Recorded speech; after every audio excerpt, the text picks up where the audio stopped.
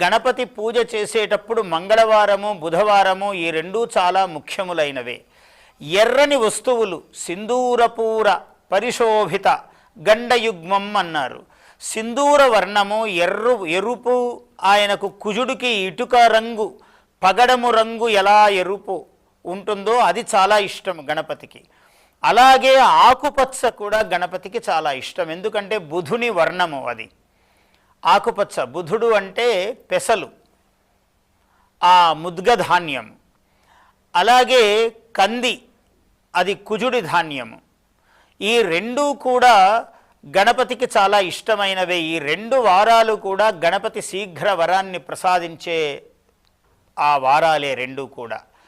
అటువంటి ఆ కృష్ణ చతుర్థిని సంకష్టహర చతుర్థి అంటారు. అంటే సంకష్టహరణ చతుర్థి